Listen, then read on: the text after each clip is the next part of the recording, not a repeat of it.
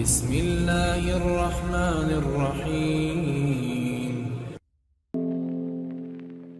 Para muhibbin rahimakumullah. Al-hikmatul hadi wa thalathun minal hikamil ataiyah. Qala al-imam Ahmad ibnu Athaillah as-Sakandari rahimahullah wa nafa'ana bi'ulumih. Hikmah yang ke-31 dari Al-Hikam. Berkata Imam Ahmad bin Athaillah as-Sakandari rahimahullah, ihtadar rahilun ilaihi bi anwarit tawajjuh wal wasiluna lahum anwarul muwajahah. Fal awwalun lil anwar wa haula al anwaru lahum li'annahum lillah la li syai'in dunah qulillah thumma dharhum bi khawdihim yal'abun. Terjemahnya, maknanya adalah telah mendapat petunjuk orang-orang yang berjalan menuju Allah dengan cahaya-cahaya tawajjuh. Sedangkan orang-orang yang telah sampai, bagi mereka itu cahaya-cahaya muwajahah. Maka orang-orang yang pertama, orang-orang yang berjalan menuju Allah tadi, lil anwar, untuk cahaya-cahaya. Sedangkan mereka itu orang-orang yang telah sampai, cahaya adalah milik mereka. Karena mereka itu lillah, bagi Allah, la li syai'in dunah, bukan untuk sesuatu selain Allah. Qulillah, katakanlah Allah, summa dharhum, kemudian tinggalkan mereka itu, bi khawdihim yal'abun, bermain-main dalam permainan mereka. Nah, itulah kurang lebihnya terjemah arti daripada hikmah yang ke-31 dari kitab Al-Hikam ini. Para muhibbin rahimakumullah, hikmah yang ke-31 ini adalah merupakan lanjutan dari hikmah yang ke-29, 31, di mana dalam hikmah yang ke-29 itu pengarang telah menjelaskan kepada kita perbedaan yang jauh antara orang yang salik menjalani jalan Allah dibandingkan dengan orang yang telah sampai kepada makam musyahadah, makam menyaksikan Allah Subhanahu wa ta'ala. Perbedaan-perbedaan itu telah disebutkan oleh beliau, antara lain dalam minggu-minggu yang dahulu beliau menyebutkan bahwa perbedaan antara orang yang dalam perjalanan dengan orang yang telah sampai, perbedaannya adalah orang yang dalam perjalanan itu ilmunya masih sempit, sedangkan orang yang telah sampai itu ilmunya sangat luas, sehingga mereka bisa memberikan ilmu kepada kita dengan pengetahuan-pengetahuan yang Allah berikan kepada mereka itu. Nah, perbedaannya lagi antara orang yang dalam perjalanan dengan orang yang telah sampai itu adalah innas salika bi sayrihi ilallahi ta'ala yasiru bi anwarit tawajjuhi ay anwarit ta'ati zahirati wal batinah. Seseorang yang salik, seseorang yang berjalan mendekati Allah. Seseorang yang berusaha untuk mencapai kedudukan yang tinggi di sisi Allah, yaitu golongan yang disebut ahlillah. Nah, mereka itu dalam perjalanannya kepada Allah tadi berjalan dengan cahaya-cahaya tawajjuh. Arti tawajjuh itu adalah taat yang zahir dan batin. Nah, inilah kendaraannya untuk menuju Allah. Taat zahir dan batin.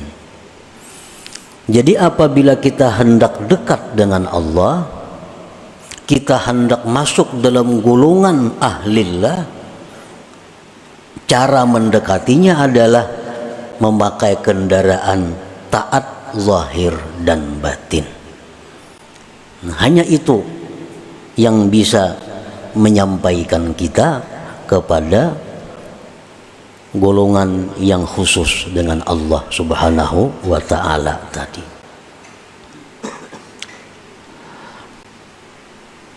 Sembahyang kita, sedekah kita, zikir kita, perkumpulan kita ini adalah merupakan jalan kita untuk mendekati rahmat yang khusus dari Allah. Nah, sembahyang, zikir, sedekah itu adalah namanya tawajjuh. Disebut tawajjuh. Fa idza wasala ila maqamil musyahadah hasalat lahu anwarul muwajahah ay anwarul haqiqah. Apabila orang yang berjalan salik tadi sampai kepada makam musyahadah. Nah, ini katuhukan sudah kebanyakan zikir, kebanyakan salawat, sembahyangnya, sedekahnya, segala macam ibadah taat dilakukannya, sehingga dia masuk dalam golongan ahlillah.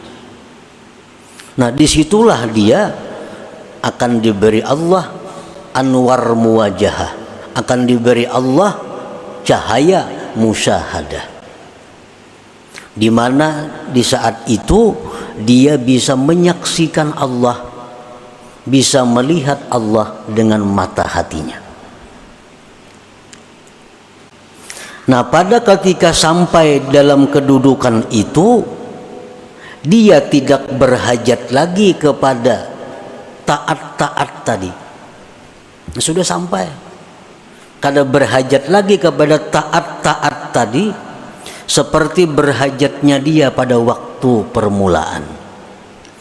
Nah, permulaan kita perlu banyak sembahyang, permulaannya kita perlu banyak zikir, permulaannya kita perlu banyak salawat, permulaannya kita perlu banyak menuntut ilmu. Ini adalah mempercepat jalan kita menuju Allah Subhanahu wa ta'ala.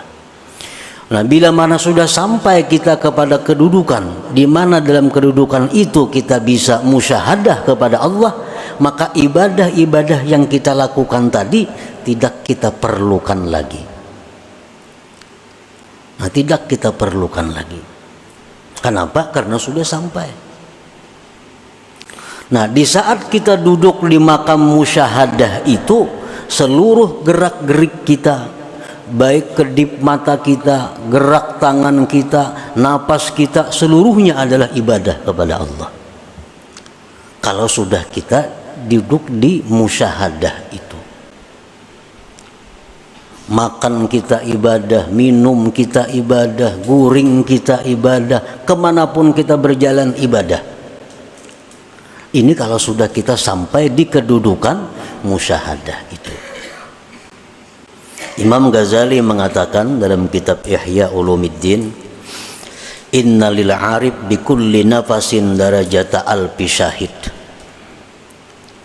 Bahwa satu nafas orang yang makrifat kepada Allah itu lebih tinggi nilainya dari 1000 orang syahid.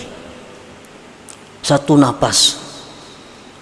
Satu napas orang yang sudah duduk dalam makam musyahadah itu, napasnya itu nilainya lebih tinggi dari 1000 syahid.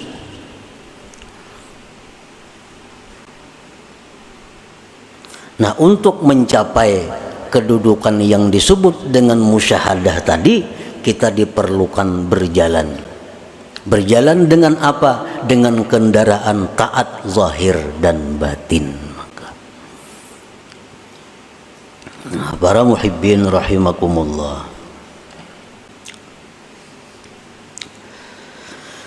at-ta'atu zahiratu la tujiddu sayra ilallah illa biqtirani ta'atil batinatil asyarah. Taat yang zahir, sembahyang itu taat zahir ngarannya. Kita berkumpulan nih, ini ngarannya taat yang zahir. Kita membaca zikir tadi taat yang zahir. Kita membaca Al-Quran taat yang zahir. Kita bersedekah taat yang zahir. Nah, taat yang zahir itu tidak akan mempercepat jalan kita menuju makam musyahadah tadi. Kada akan bisa mempercepat kecuali dengan disertakan ketaatan batin yang 10 macam. Jadi artinya satu taat zahir itu memerlukan 10 taat batin, baru bisa ini taat cepat jalan menuju Allah. Kalau kita sembahyang, kita zakat, kita umrah, kita haji, kita zikir, tapi kada disertai dengan 10 yang batin ini, maka taat zahir itu kada akan bergerak menuju Allah. Kalau kada disertai dengan 10 taat batin ini. Nah, jadi kita apabila beribadah kepada Allah dengan satu ibadah yang zahir, maka hendaknya 10 ibadah batin disertakan dalam satu ibadah zahir tadi. Nah, para muhibbin rahimakumullah, yang 10 itu adalah pertama al-iman. Iman. Setiap ibadah zahir tidak dilandasi dengan iman, kada akan berarti apa-apa. Jadi dasar kita beribadah zahir itu mesti iman. Orang-orang munafik di zaman Nabi itu sembahyang ke masjid. Orang-orang munafik di zaman Nabi bersedekah. Orang-orang munafik umpat jihad fisabilillah.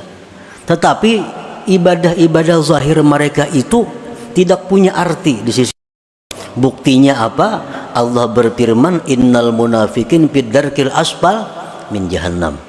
Orang munafik itu di dasar paling bawah neraka jahanam. Padahal mereka jihad. Padahal mereka ke masjid. Nah, kenapa? Karena dasar iman kadada. Jadi mesti ibadah zahir itu didasari iman. Contohnya Rasulullah sallallahu alaihi wasallam bersabda, "Man shama ramadhana imanan." Nah, ada lagi hadis lain, "Man qama ramadhana imana." Siapa yang beribadah bulan Ramadan, puasa bulan Ramadan, imana, karena beriman. Nah, jadi kita beribadah zahir ini yang pertama adalah karena kita beriman. Itu modalnya. Mesti didasari iman. Mesti didasari kepercayaan kepada Allah. Iman. Yang kedua, ibadah zahir itu mesti disertai dengan ikhlas. Disertai dengan ikhlas. Disertai dengan satu motivasi menjunjung perintah Allah. Satu imbiaz dalam istilah bahasa agamanya, dorongannya adalah menjunjung perintah Allah. Sembahyang ini didorong perintah Allah, puasa didorong perintah Allah, sedekah didorong perintah Allah, ikhlas. Tanpa ikhlas itu bagaimanapun banyaknya ibadah zahir kita ditolak oleh Allah. Ditolak oleh Allah.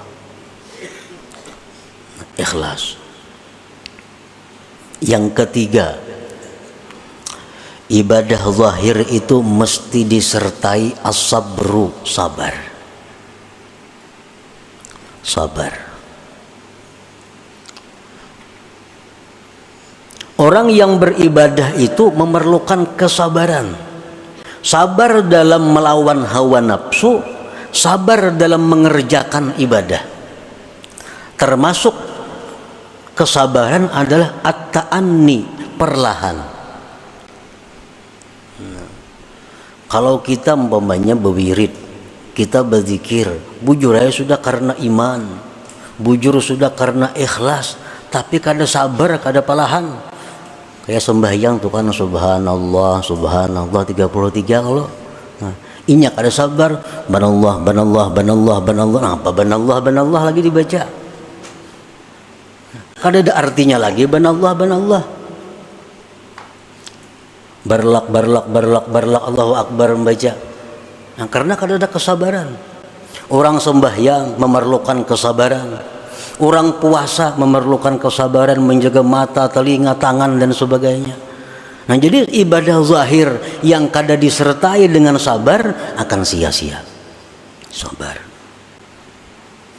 Yang keempat, ibadah zahir itu mesti disertai hudurul qalbi. Nah, kehadiran hati. Di waktu kita mengucap Allahu Akbar, hati kita ini mestinya hadir, Allahu Akbar. Nah, di waktu kita sembahyang tuh ruku, hati kita tuh hadir, kita ini sedang ruku. Nah, di waktu kita membaca Fatihah, hati kita misalnya di rumah, nah itu ngarannya kada hadir hati. Nah, bacaan-bacaan yang kita baca, apapun itu bacaan, kalau hati kita kada hadir, itu qalilul jadwa, sedikit manfaatnya. Kada mempercepat jalan kita menuju Allah. Jadi hadirkan hati. Bismillahirrahmanirrahim. Di hati itu kayak itu juga. Jangan lain di mulut, lain di hati. Alhamdulillahirabbil alamin. Hati kayak itu juga. Itu ngarannya hadir hati. Nah, yang kelima yang disertakan dalam ibadah zahir adalah at-ta'zim, pengagungan kepada Tuhan. Kita mengucap zikir, kita membaca tasbih, kita membaca Quran, itu mesti ada dalam hati kita ini ta'zim, pengagungan kepada Allah. Nah, pengagungan kepada Allah. 5. Yang keenam, al-halawah, manis. Nah, manis, lezat. Sembahyang kita lezat, zikir kita lezat, salawat kita ada rasa lezat. Para ulama mengatakan idza aradallahu ayyusila 'abdahu ilaih manna 'alaihi halawatal amal. Apabila Allah mengingini seorang hamba itu masuk dalam lingkungan Allah, Allah berikan kepada hamba ini manisnya amal. Nah, jadi cari amaliyah yang kita manis, yang kita lezat.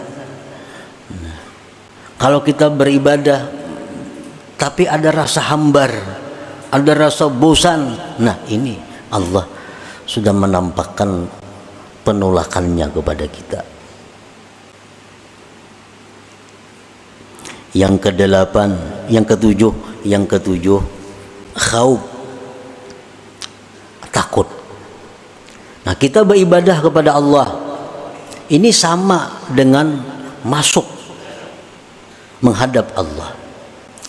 Mesti ada takut dalam hati kita kalau kita ini diusir oleh Allah, kalau kita ini ditolak oleh Allah. Nah, jadi setiap kali ibadah yang kita lakukan itu mesti ada takutnya. Yang kedelapan, raja. Ada harapnya. Setiap kali kita melakukan ibadah, kita ada harap kepada Allah bahwa ibadah ini diterima oleh Allah. Yang kesembilan, zikru minnatillahi ta'ala, mengingat anugerah Allah supaya jangan ujub. Ini bisa sembahyang, bisa menuntut ilmu, bisa beribadah, ini ingat, oh ini anugerah Allah, aku bisa macam ini. Mungkin ada dianugerahinya kada kawapang beribadah ini. Nah, ingat itu anugerah Allah. Yang ke-10, yang terakhir, asyukrulillah, syukur kepada Allah bahwa kita diberi anugerah itu. Nah, 10 itu merupakan ruhnya ibadah zahir. At-ta'atu zahirah, bermula taat yang zahir, la tujiddu syaira, tidak akan mempercepat jalan kita ilallah, kepada Allah,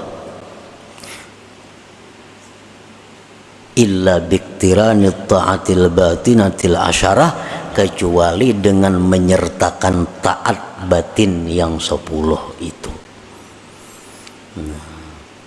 Para muhibbin rahimakumullah.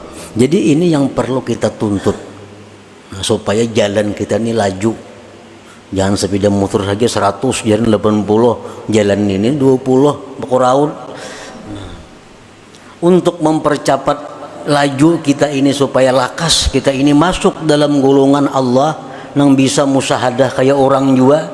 Nah, kalau ada jalan lain selain daripada memperbanyak ibadah zahir, tetapi dengan disertai 10 perkara taat batin tadi. Iman, ikhlas, sabar, hudurul qalbi, ta'zim, halawah, khauf, raja, zikrul minnah, lawan syukrulillah, syukur bagi Allah. Nah, bila 10 ini kawa dalam satu ibadah, maka ibadah kita itu akan mempercepat jalan kita menuju orang-orang yang dikasihi, dicintai oleh Allah Subhanahu wa ta'ala. Nah, mudah-mudahan kita diberi anugerah oleh Allah, diberi taufik hidayah, supaya kita bisa mempercepat jalan kita ini untuk bisa sampai kepada golongan orang-orang yang dicintai dan diridhai oleh Allah Subhanahu wa ta'ala.